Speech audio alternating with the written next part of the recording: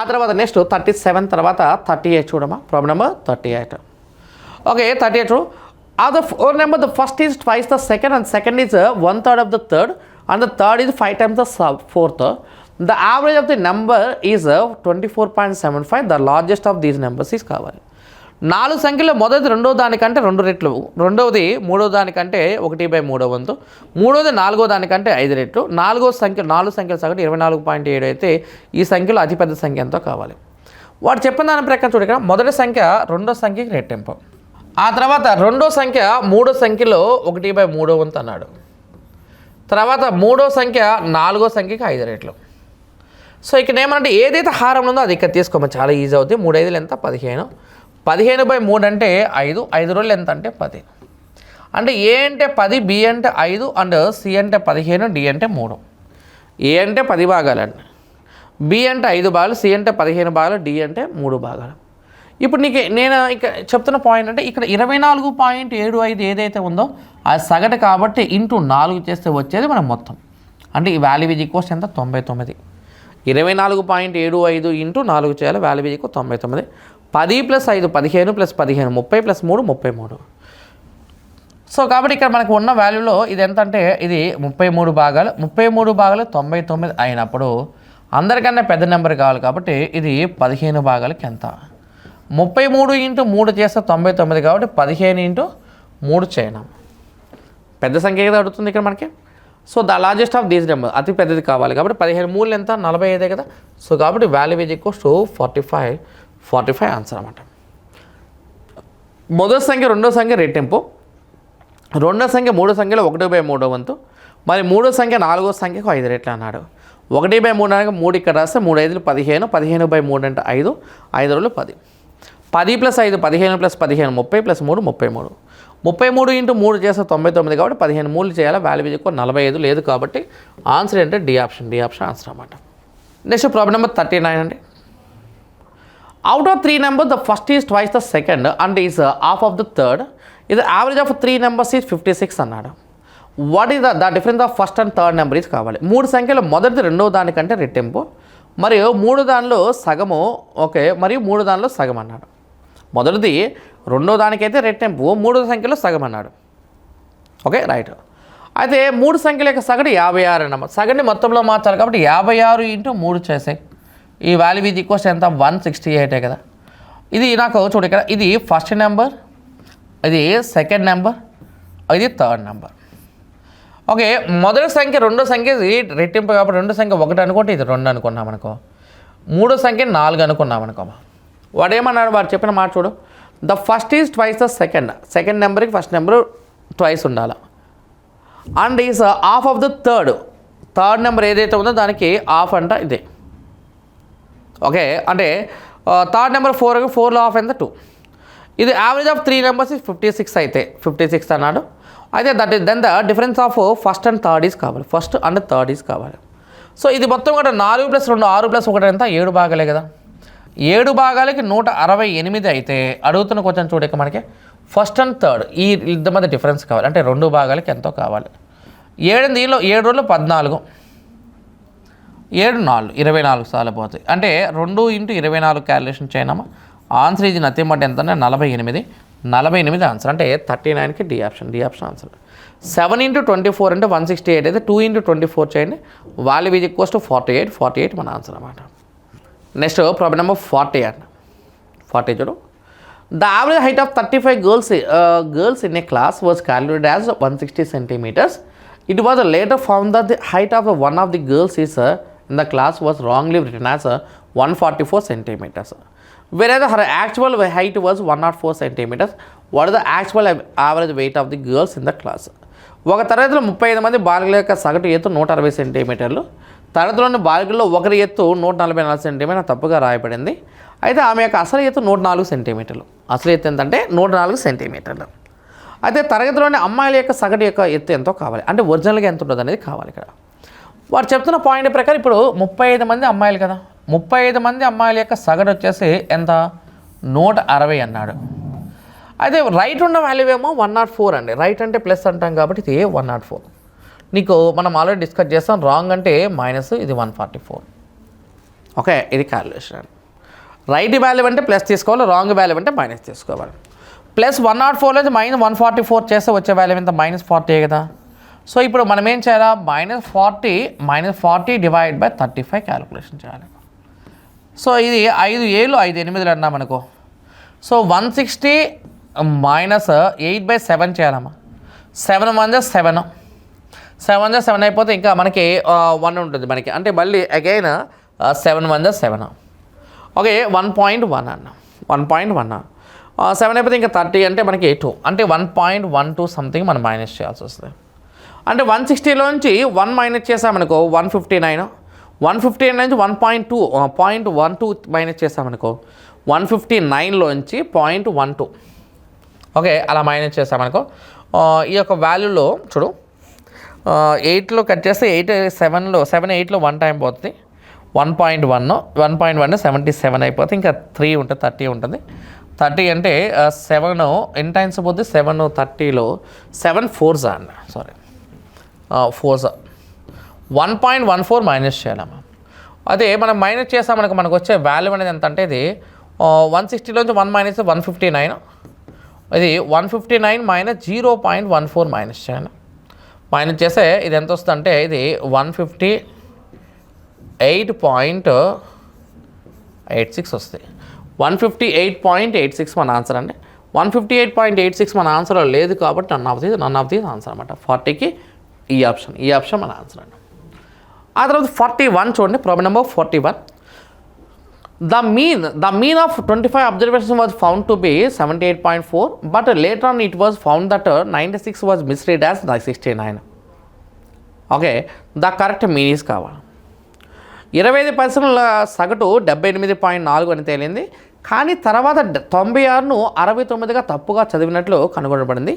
సరైన సగటు ఎంత అనేది కావాలి. Okay, right.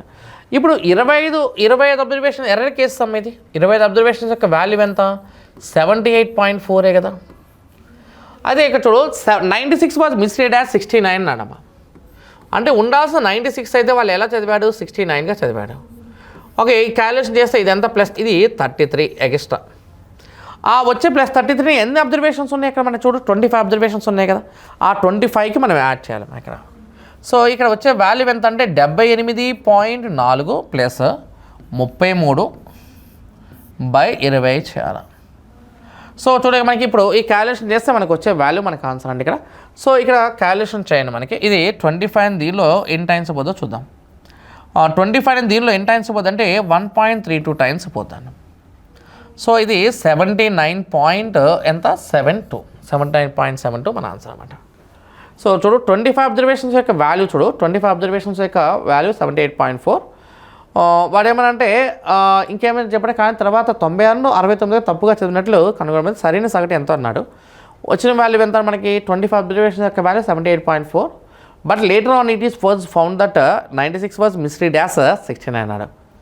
సో కాబట్టి క్యాలిక్యులేషన్లో డిఫరెన్స్ చేస్తే ఇది 27 మిస్టేక్ చేశాను. ఇది 27. ఈ వాల్యూ ఎంత అంటే 27/25 అన్న. 27/25 చేయండి. చేస్తే ఇక్కడ మనకి ఎంత వస్తుందంటే 78.4 ప్లస్ 1.08 అన్న. సో ఇది క్యాలిక్యులేషన్లో చూడు 79.48 79.48 మన ఆన్సర్ అనమాట. 41కి సి ఆప్షన్ మన ఆన్సర్ అండి.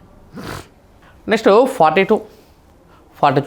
The average mass in science subject of A class of 20 students is 68. If the mass of 2 students were misread as 48 and 65 instead of actual mass 72 and 61 mass, what would be the correct averages కావాలి. 20 మంది విద్యార్థుల తరగతి సబ్జెక్టులో సగటు మార్కులు 68, ఇద్దరు విద్యార్థుల మార్కులు వరుసగా 72 మరియు 61 మార్కులు బదులుగా 48 మరియు 65 అని తప్పుగా చదివితే సరైన సగటు కనుక్కోండి అన్నాడు. ఇప్పుడు చూడు ఇక్కడ వాడు ఇచ్చిన దానిలో చూడు ఇక్కడ 20 మంది విద్యార్థులు ఉన్నారు కదా. 20 మంది విద్యార్థుల యొక్క సగటు 68 అన్నాడు.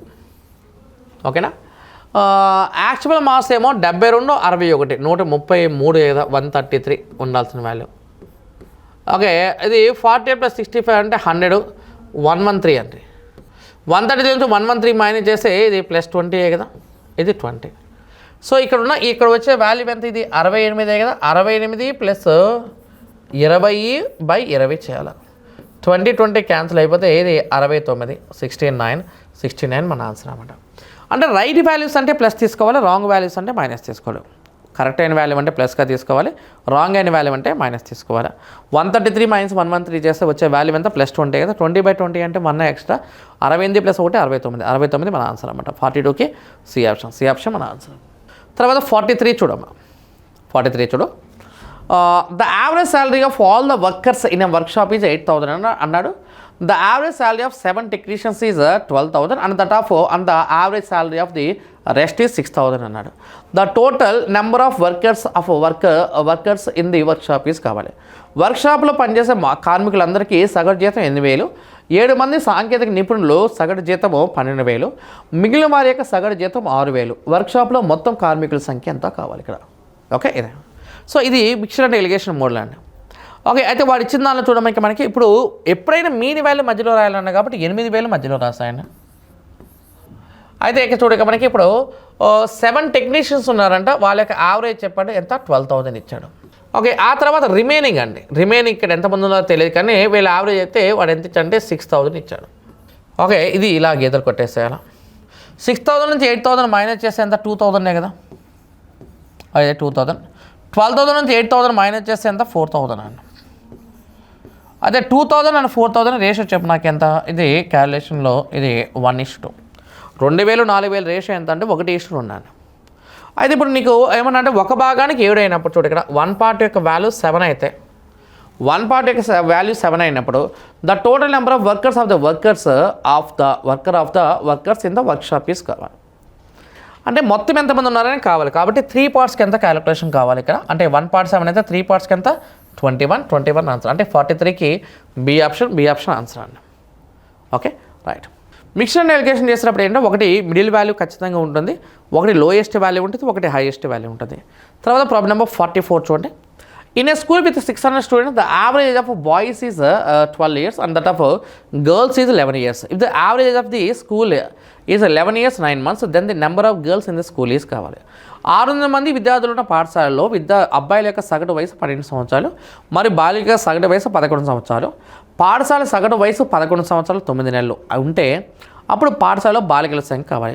ఇప్పుడు నువ్వు అక్కడ కనపడుతున్న నెంబర్లో మిడిల్లో రాయాల్సిన నెంబర్ ఏదో చూసుకోవాలా. అంటే ఒకటి 11 సంవత్సరాలు 9 నెలలు అన్నాడు. ఆ 11 సంవత్సరాల 9 నెలల మధ్యలో రాయాలి. 11 సంవత్సరాల 9 నెలలు ఇది మధ్యలో రాస్తాయి. అయితే ఇక్కడ ఒకటేమో 11 years అన్నాడు, ఇంకోటేమో 12 years అన్నాడు. మనకి ఇలా కంపారిజన్ ఇలా చేయన్నాం. ఇక్కడ అది చేసినప్పుడు 11 yearsలో 11 years 9 months మైనస్ చేస్తే 9 months కదా. 12 yearsలో 11 years 9 months మైనస్ చేస్తే 3 months కదా. 3కి 9కి రేషియో చెప్పే ఎంత, ఇది 1:3. 3కి 9 రేషియో ఎంత, 1:3. అటువైపు 1 పార్ట్, ఇటువైపు 3 parts అండి, 1:3. సో ఇది 1 part 3 parts అంటే మొత్తం ఎంత, 4 parts కదా. అంటే నేను చెప్తున్న పాయింట్ చూడు, 4 భాగాలకి ఇది 600 కనుక అయితే 4 parts 600 అయితే then the number of girls కావాలి. అంటే గర్ల్స్ యొక్క యావరేజ్ అనేది ఇచ్చారు చూడ మనకి. బాయ్స్ అనేది 12 years, గర్ల్స్ అనేది 11 years కాబట్టి 11 years సంబంధించిన నెంబర్ కనుక్కోవాలా. ఇది 4 భాగాలు 600 అయితే ఒక భాగానికి ఎంత 150 కదా. సో కాబట్టి వాల్యూ మీద నథింగ్ అంటే ఎంత అంటే 150 ఆన్సర్. అంటే 44కి ఆన్సర్ అంటే ఏ ఆప్షన్ ఆన్సర్ అనమాట. 11 years 12 years 11 years 9 months అంటే ఇది మన క్యాలిక్యులేషన్. సో ఆన్సర్ ఇది 1:3. 4 parts 600 అయితే 1 part ఎంత, 150 మన ఆన్సర్. నెక్స్ట్ ప్రాబ్లం నెంబర్ 45 అండి. ప్రాబ్లం నెంబర్ 45 చూడండి. The average score of a class of a boys and girls in an examination is A. The ratio of boys and girls in the class is 3:1. ఇది the average score of the boys is A+1 and the average score of the girls is కావాలి. ఒక పరీక్షలో బాలురు మరియు బాలికల యొక్క తరగతి సగటు స్కోర్ ఏ. తరగతిలో బాలురు మరియు బాలికల యొక్క నిష్పత్తి 3:1. బాలుల యొక్క సగటు స్కోర్ A+1 అయితే బాలికల యొక్క సగటు స్కోర్ ఎంత ఉంటుంది అనేది క్వశ్చన్ అండి. ఇప్పుడు చూడక మనకి ఇప్పుడు వాడు ఇచ్చిన మొత్తం కూడా చూడక బాయ్స్ అండ్ గర్ల్స్ యొక్క యావరేజ్ అనేది ఏ అన్నాడు అండి. వాడు ఇచ్చిన రేషియో చూడడం ఇక్కడ మనకి ఇదంతా 3:1. ఓకే, ఆ తర్వాత average score of boys is A+1 అంట. Okay, right. ఓకే, చూడు ratio of boys and girls is ఎంత అన్నాడు వాడు మన క్యాలిక్యులేషన్లో. Average of boys is A+1, average scores of girls is కావాలి. Okay, right. ఇప్పుడు ఇక్కడ ఇది 3:1 ఉంటే ఇక్కడ కూడా ఖచ్చితంగా ఏముండాలి, ఇక్కడ మనకి ఇది కూడా ఎంత ఉండాలి, 3:1. Okay, right. ఇప్పుడు చూడు ఇక మనకి వాడు చెప్పిన దాని ప్రకారం ఇక్కడ చూడు, ఇక్కడ వాడు చెప్తున్న point average score of boys and girls in a class and examination is a, the ratio of boys and girls is 3:1. వీళ్ళ బాయ్స్ వీళ్ళ గర్ల్స్ అనుకున్నా. Average score of boys is A+1 అన్నాడు. సో ఇది A+1 ఇచ్చాడు. ఇప్పుడు A+1లోంచి ఏ minus చేస్తే మనకి 1 కదా, సో కాబట్టి ఇది 1. అంటే ఇప్పుడు ఏ కన్నా A+1 పెద్ద అయినప్పుడు ఇక్కడ ఉన్న ఈ ఇద్దరి మధ్య కంపారిజన్ ఖచ్చితంగా A-3 కదా మన కంపారిజన్. ఒకటి ఏ కన్నా పెద్ద నెంబర్ అయినప్పుడు ఇంకోటి ఏ కన్నా చిన్న నెంబర్ అవుతుంది. సో కాబట్టి మనకి ఆన్సర్ 45కి ఆన్సర్ అంటే బి ఆప్షన్ A-3 అనేది మన ఆన్సర్ అన్నమాట. ఇటువైపు నుంచి A+1 అయినప్పుడు ఇటువైపు నుంచి A-3 అవుతుంది. 45కి ఆన్సర్ ఏంటమ్మా బి ఆప్షన్ మన ఆన్సర్ అన్నమాట. నెక్స్ట్ 46 చూడండి. In an engineering college, the average salary of all engineering graduates from the mechanical trade is 2.45 lakhs per annum, and that of the engineering graduate from the electronics trade is 3.56 lakhs per annum. The average salary of all mechanical and electronic graduates is 3.12 lakhs per annum.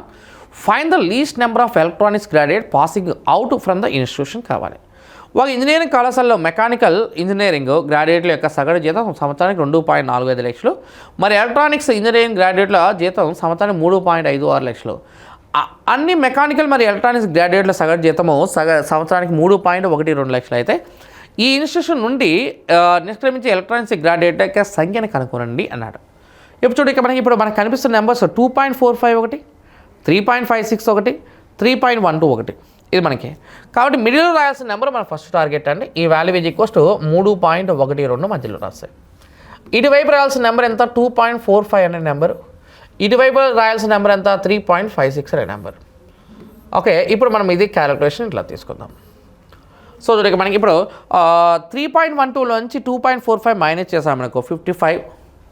Okay, ఇదంతా 55 + 12 67 వస్తుంది. ఇప్పుడు ఇది minus చేసామనుకో 3.12లోంచి 3.56 minus చేసామనుకో ఎంత వస్తుంది, ఇది 44 వస్తుంది. అది 44. అయితే fine the least number of electronic graduates passing out from the institution అన్నాడు.